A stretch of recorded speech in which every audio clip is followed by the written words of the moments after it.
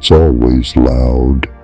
Before you open your eyes, the world is already in your head. Messages, demands, pressure. A screen lighting up like a siren screaming, "You're behind." And you move, not because you're ready, but because you're expected to. You start answering, explaining, fixing, pleasing, before your first real breath. That's not a life. That's a loop. And you've been stuck in it so long you started calling it normal. You started believing exhaustion means effort, that anxiety means you care, that burnout means you're strong. But let me say this straight. You're not overwhelmed because you're weak. You're overwhelmed because the world never taught you silence. Never taught you to hold your power close. Never taught you to protect your inner space like it's sacred. You gave it all away. Your energy, your peace, your attention, because no one showed you how to keep it. But now, you're waking up differently. Now you're not asking, "How do I fix the noise?" You're asking, "What happens if I stop feeding it?" That's the shift. That's the line, and crossing it, that's how your transformation begins.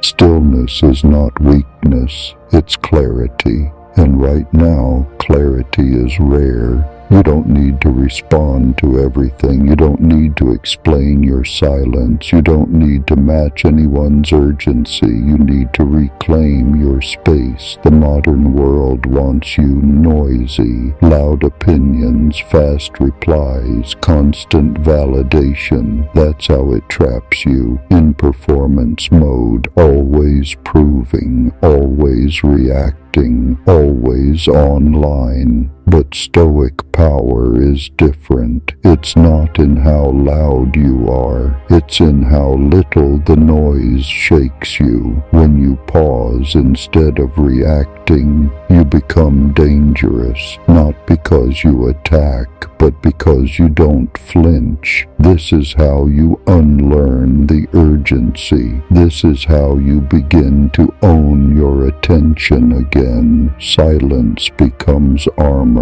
Presence becomes power, and every time you withhold a reaction, you win a battle no one else sees. Let them wonder what you're thinking. Let them fill the silence with their own noise. You've already moved past it.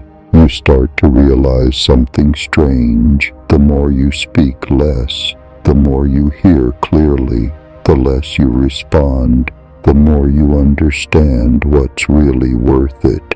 You're not avoiding the world, you're mastering your position in it. Because control isn't about holding everything tight. It's about knowing when not to touch it. You stop jumping to fix things. You stop rushing to be understood. You begin to watch with calm eyes and a steady breath. And now, people can't figure you out. You're not reacting like before. You're not oversharing. You're not chasing anyone's attention. You're becoming unreadable, unpredictable, unbreakable. That's when you realize this isn't detachment, it's alignment. You're finally moving in sync with your own values, not the expectations placed on you. And in that silence, you feel something you haven't in years. Peace. Not the peace that comes from everything being perfect. but the kind that comes when you no longer let chaos rent space in your head. That's control, that's power, and that's just the beginning. If this hits you somewhere deep, don't just watch, subscribe.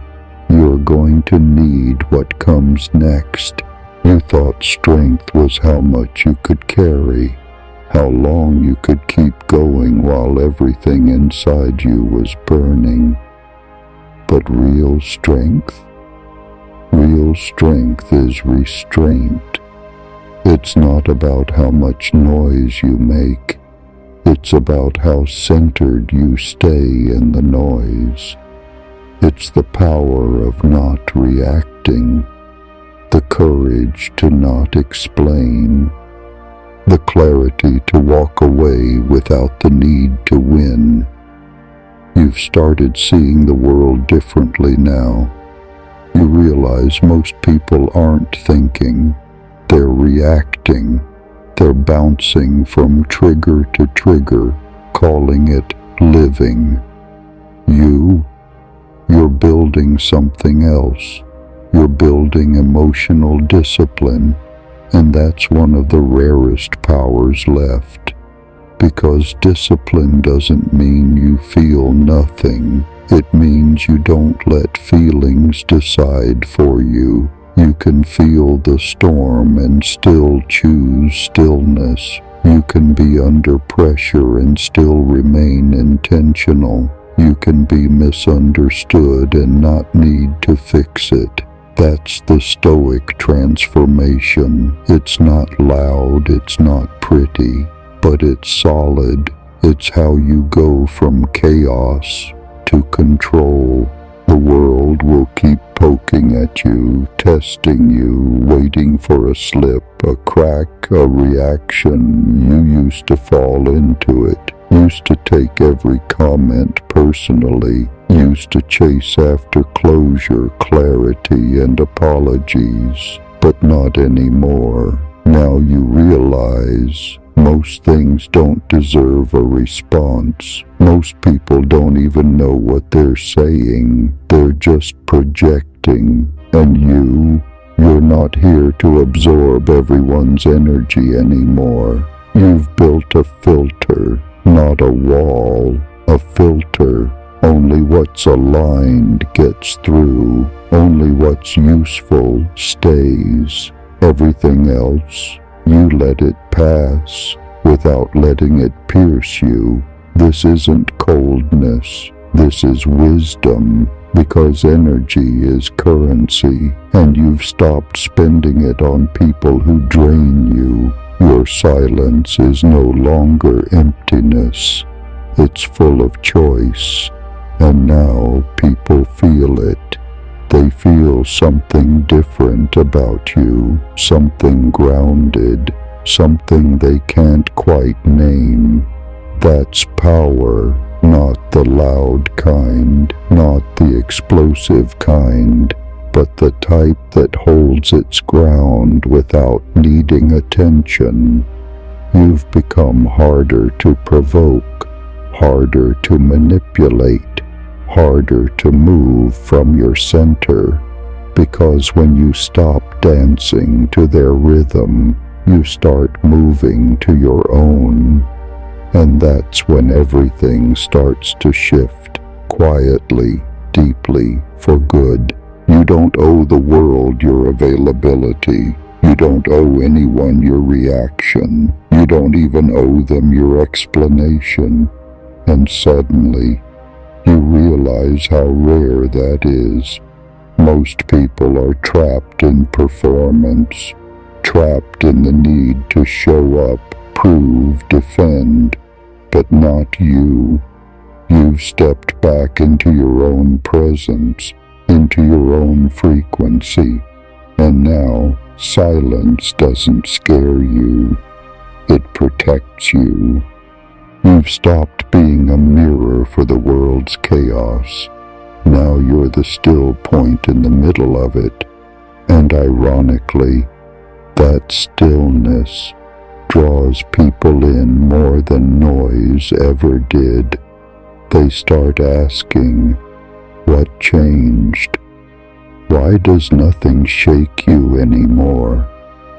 But you don't answer, because the truth is, you're not here to impress.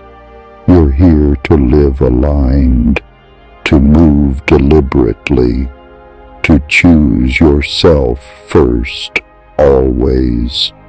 So you let your stillness speak, and it does, loudly. You've become the calm in the storm, the grounded one in the room, the presence that doesn't need to perform to be felt. And now comes the real question, the one that won't leave you alone. If the world went silent tomorrow, would you still know who you are?